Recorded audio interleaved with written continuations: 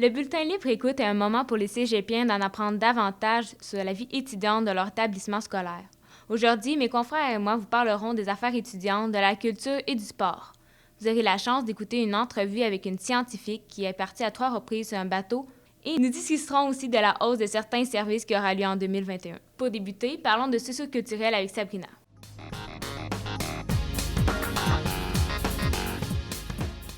Donc, pour les informations du socio-culturel, il y a Cégep en spectacle qui sera présenté en soirée le lundi 7 décembre sur la page Facebook du socio-culturel.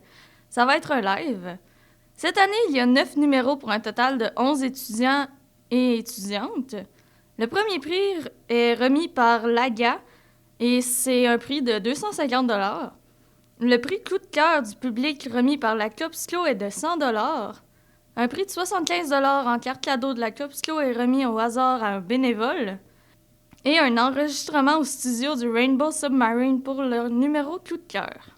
Pour le club de lecture, il y a une dizaine de participants par année devant lire 5 livres québécois étant sortis dans la dernière année et participant à une rencontre pour discuter sur chaque œuvre pendant environ 50 minutes. Ils établissent un palmarès local et par la suite, il y a des délibérations nationales incluant tous les cégeps pour déclarer un gagnant national.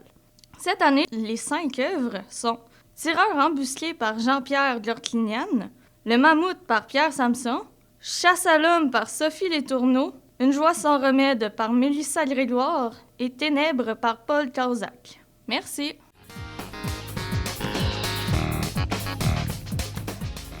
Merci beaucoup Sabrina pour les informations. Maintenant, parlons des affaires étudiantes et du sport avec Félix.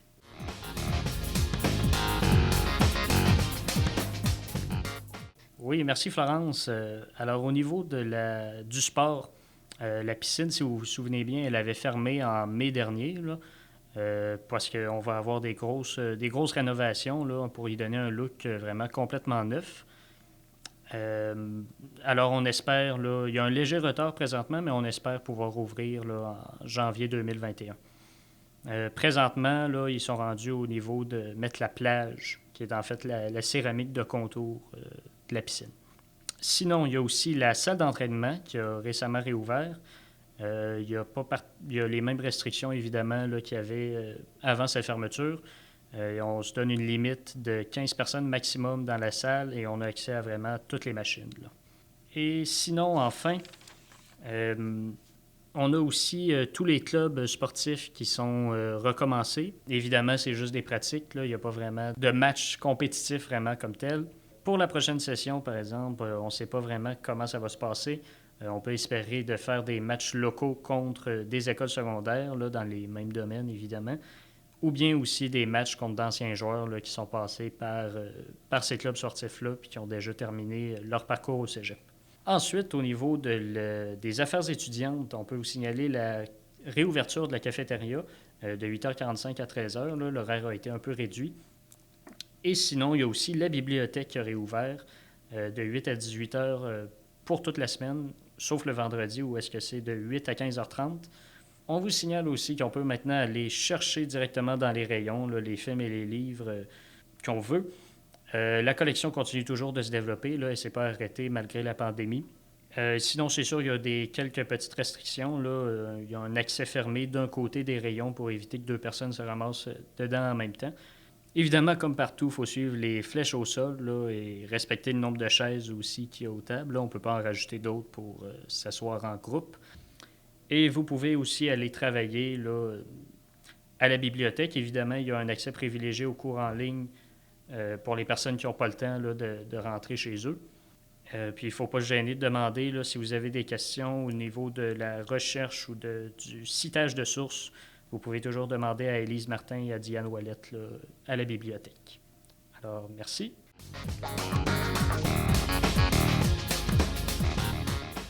Merci Félix. Maintenant, nous accueillerons en studio Anne Cormain-Boeuf, une étudiante en océanographie qui est en train de terminer sa maîtrise. Bonjour Anne. Premièrement, pourriez-vous nous parler un peu en quoi consiste votre recherche? Mon projet de recherche, ça concerne des contaminants qui sont émis de façon naturelle, mais aussi par les activités humaines. Puis ces contaminants-là, je les étudie dans les sédiments en Arctique. Ça, c'est dans l'optique où le passage du Nord-Ouest, qui est dans l'archipel arctique canadien, pourrait s'ouvrir puis devenir une voie de navigation. Fait que nous, on cherche à savoir, à connaître finalement l'état des sédiments en ce moment, avant qu'il y ait plus d'activité en Arctique. Partez-vous chaque année sur le bateau? Ouais, moi j'ai eu la chance de monter 3 fois sur l'Amundsen, là, qui est le brise-glace de la garde côtière canadienne, qui lui parcourt l'Arctique à tous les ans. Devez-vous avoir des formations spécifiques avant d'aller en mer? Non, toutes les formations de sécurité là, sont données à bord. Par contre, moi, c'est ça, j'ai eu besoin de faire de l'échantillonnage par hélicoptère. Là, j'avais une formation spéciale à faire, puis ça se donne juste à Halifax. Fait qu'on est allé passer une journée là-bas à faire des simulations d'écrasement d'hélicoptère pour être capable de survivre. J'imagine que ça devait quand même être spécial de vivre ça. Que faites-vous lorsque vous prenez l'hélicoptère? Ouais, en hélicoptère, on va s'intéresser à des glaciers. Fait que ça, il y a une équipe qui est dédiée uniquement aux glaciers. Fait qu'eux, ils vont faire toutes sortes de transects, là. Ils vont marcher puis parcourir les glaciers pour finalement faire des calculs d'épaisseur de glace. Il y en a qui installent aussi des caméras qui vont tourner à l'année longue, puis ils vont prendre une photo par jour, ou même des fois plusieurs photos par jour. Fait que d'année en année, il faut qu'ils aillent remplacer leur caméra. Il y a une équipe aussi qui s'intéresse aux rivières, parce que finalement, il y a certains endroits quand même où c'est des rivières. Fait qu'on peut s'intéresser soit à la qualité de l'eau dans la rivière ou encore dans les sédiments qui sont dans le lit de la rivière. À quoi ressemble une journée typique? Il n'y a pas vraiment de journée typique parce que le bateau, lui, roule 24 heures sur 24, là, ça arrête jamais. Dans le fond, ce qui va déterminer la journée, c'est on est rendu où dans notre parcours. Puis, exemple, quand on arrive aux coordonnées de la station qu'on veut échantillonner, ben là, les manipulations vont s'enchaîner. Fait que c'est toujours ceux qui vont échantillonner l'eau qui vont travailler en premier. Fait que si on arrive en station, par exemple, à minuit, ben à minuit, ceux qui échantillonnent l'eau, ils vont être dehors, puis ils vont s'en occuper. Ensuite, on va faire des filets pour les poissons. Puis après ça, ça va être l'équipe de géologie qui va embarquer. Fait que si on arrive en station à minuit, ben moi, je peux être sur le pont peut-être à 7h ou 8h le matin. Puis des fois, c'est sur les heures de repas. C'est un peu n'importe quand, là. C'est vrai que vous n'avez comme pas une horaire fixe que vous devez respecter, par exemple.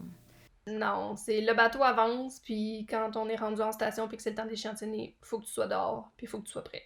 Combien de temps part le bateau? Le brise-glace, il quitte le port de Québec à la fin mai, puis il va revenir en octobre. Puisque vous partez plusieurs jours, la nourriture doit être en conserve. Il n'y aura pas de ravitaillement en termes de pain, de tout ce qui est aliment de base, finalement. Mais toutes les 6 semaines, il va y avoir une rotation d'équipage. Puis là, il va pouvoir avoir des nouveaux aliments qui vont arriver à bord, là, tout ce qui est fruits, légumes frais, puis quelques autres produits. Mais les scientifiques à bord vont rarement rester plus que 6 semaines. D'habitude, c'est 2, 3, des fois 6. Quel a été ton parcours scolaire? Ouais, c'est vraiment un chemin normal, là. J'ai fait les sciences de la nature au cégep. Puis après ça, à l'université, ben, faut savoir que l'océanographie, ça se donne seulement au 2e cycle, fait que maîtrise et doctorat. Mais t'as 4 chemins faciles pour y arriver, parce que c'est les 4 disciplines qui correspondent à l'océanographie. Fait que peu importe que t'aies fait un baccalauréat en chimie, en biologie, en géologie ou en physique, dans n'importe quelle université au Québec, c'est une entrée en océanographie. Fait que moi, je suis passée par le baccalauréat en chimie à Rimouski.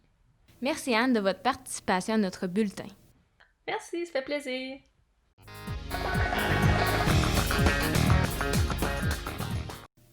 Nous sommes déjà rendus au dernier sujet de notre bulletin qui portera sur la hausse de Netflix en 2021. Netflix vient d'annoncer une hausse au Canada des tarifs mensuels de 2 de ses forfaits en pleine pandémie. Qu'en penses-tu, Félix? Ben moi, je pense très franchement que ça va être une très bonne chose parce que ça va ouvrir à plus de contenu sur Netflix au final. Il faut essayer de comprendre un peu pourquoi ils prennent une décision comme ça, là. Présentement, on a l'ouverture de plusieurs plateformes de streaming différentes. Il y a Disney+, qui a ouvert, évidemment. Il y a Prime Video. Il y a MGM, un studio de cinéma. Il y a la HBO Max, qui est avec Warner. Il y a Peacock, qui est avec Universal. Fait que ça vient réduire beaucoup le catalogue de films et de séries que Netflix peut acheter présentement. Mais tu penses pas justement que s'ils augmentent les prix, ben des gens vont dire 2-3 $ moins cher, je vais aller comme sur une autre application, tandis que Netflix c'est beaucoup plus dispendieux, puis peut-être pas faire changement aussi là. Je pense qu'ils ont une plus grande variété, puis ça reste quand même la meilleure qualité là. Pour avoir essayé Amazon Prime, je peux dire que c'est vraiment de la merde un peu là, comme site là, il est vraiment mal fait puis tout. Puis MGM, puis Peacock avec Universal, c'est pas des très gros catalogues, là, au final. C'est assez restreint. Ça n'a pas le même... ça essaie pas de faire la même affaire, admettons, que Netflix. Là. Mais est-ce que tu penses, comme toi, qu'on a un peu profité de la pandémie, parce qu'on sait qu'il y a beaucoup de gens qui se sont abonnés à Netflix parce qu'on sait que, disons, les soirs de fin de semaine ou de semaine, ben, il n'y a pas d'activité ou on va pas faire, par exemple, nos activités qu'on faisait avant, comme des cours de piano, des cours de gymnastique, on va pas prendre des marches. Fait qu'on a tendance plus à comme s'asseoir dans notre divan tranquille puis vouloir écouter une bonne série. Fait qu'est-ce qu'ils en profitent un peu pour augmenter les prix, parce qu'on sait qu'il y a beaucoup plus d'abonnements. Fait que c'est un peu louche en même temps, je sais pas trop. Ben, c'est sûr qu'ils en profitent un peu, mais en même temps, je pense que c'était un peu inévitable. Là.